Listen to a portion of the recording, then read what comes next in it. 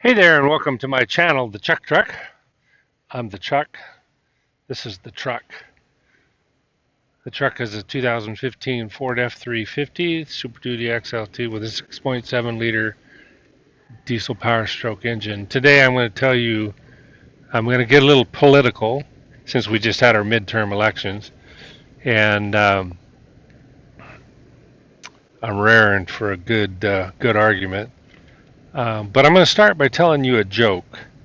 Now, I'm pretty sure that you have heard this joke before, so it may not even elicit a chuckle. But um, I think it's apropos to what I want to talk about politically.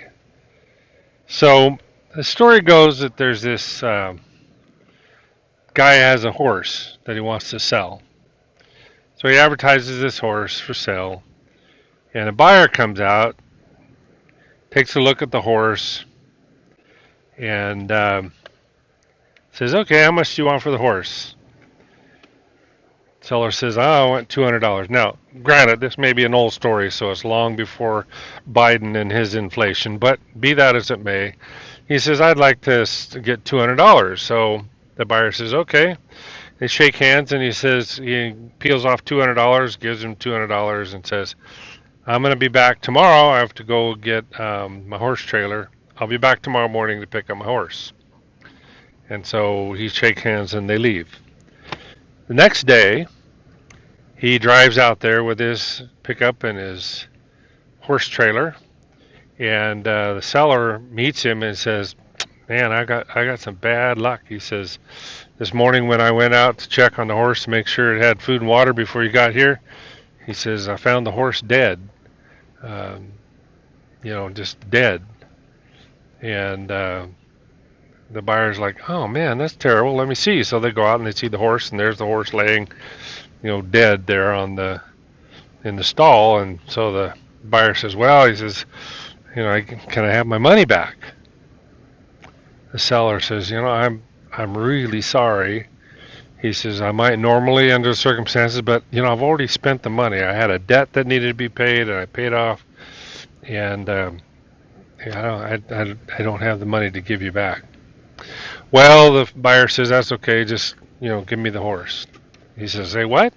He says, "Well, give me the horse. Help me load it up in my trailer." So anyway, a lot of granting and whatever. They load this dead horse into this trailer, and the buyer drives off. And the seller's, kind of scratches his head and's like, "Well, tough luck, but what in the world is he going to do with a dead horse? Maybe sell it, get it rendered out, and whatever, and make $10. I don't know." So anyway, a few months go by, and the buyer and the seller happen to meet downtown or whatever, and the seller is a little bit chagrined at meeting him, but he says, "By the way," he says, "I've always been curious what the deal was. You took a dead horse. What was that all about?" "Oh," he says, "I sold the dead horse." He said, "You did? How much did you get?" He says, "Oh, I made $5,000." He said, "You did what?" He says, "Yeah." He says, "I printed up 101 tickets and raffled that horse off for $50 a ticket. Sold all 101 tickets." Well, the seller scratches his head and says, "Well, did you tell him it was dead?" He says, "No." He says, "What happened?" He says, "When the guy that won the horse found out he had a dead horse." He says, "Man, I shook my head and I said, I don't know, bad luck." He said, "Tell you what, I'll refund you your lottery ticket." So anyway, that's a joke. Ha ha ha, funny. But I got to thinking, 50 bucks a piece, 100 tickets, $5,000. And the guy knew that the horse was dead. And we laugh. And in this particular case, the guy that, ended up expecting a live horse got his money back, 50 bucks back. Now I feel like, we can laugh about that and we can say, but you know what? That's not right. I mean, he's swindled a lot of other people, and they probably didn't know, and so I guess everything's fine. No, it's not fine. We as a society should not be allowing that sort of thing to happen, even though our expectations, I mean, we didn't win, so our expectations are, take it on the chin and move on. But I want us to think about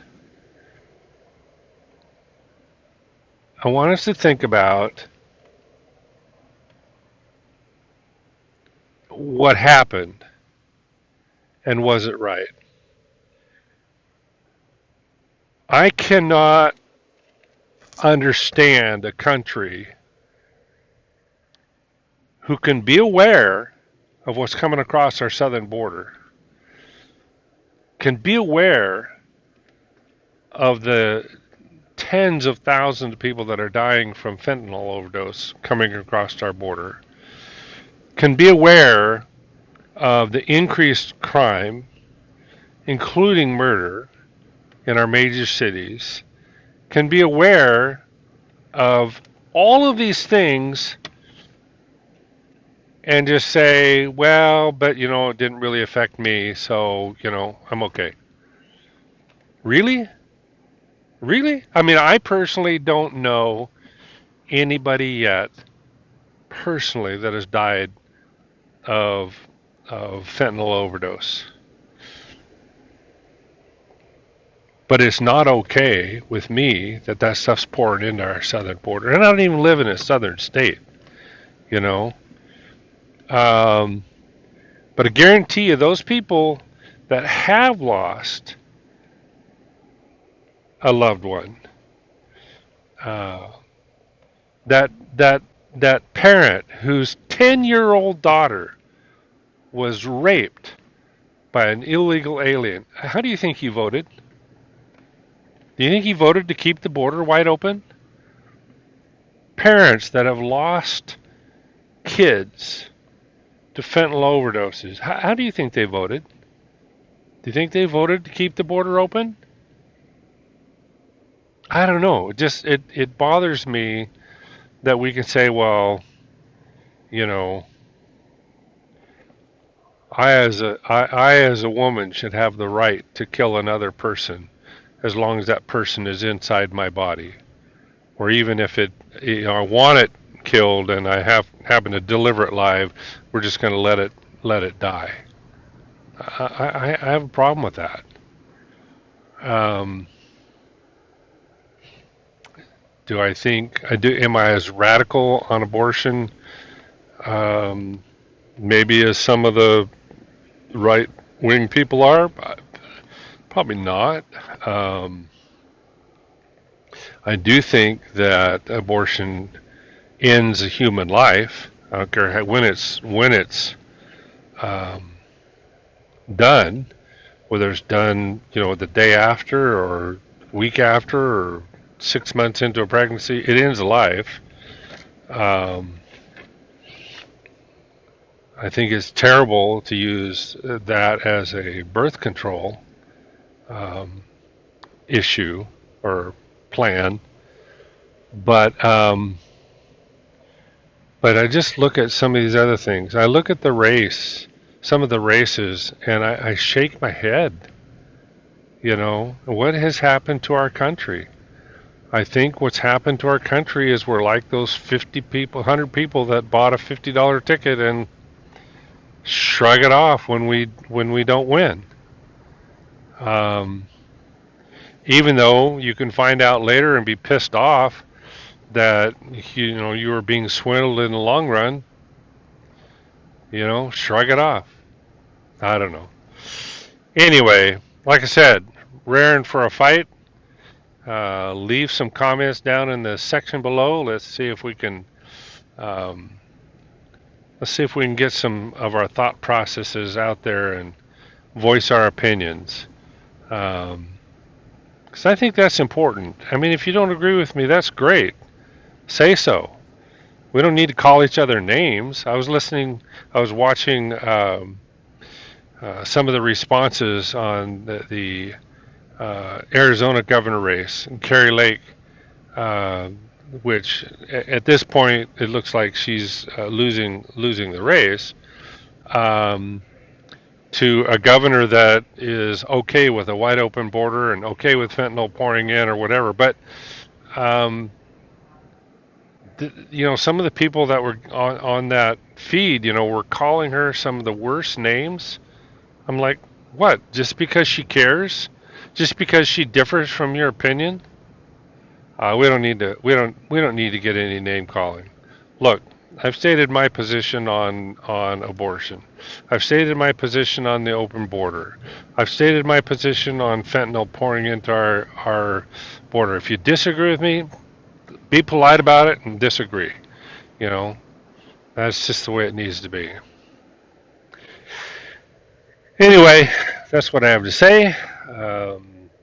So this is Chuck Truck signing off. Listen, don't forget, all who wander are not necessarily lost. So safe be the journey.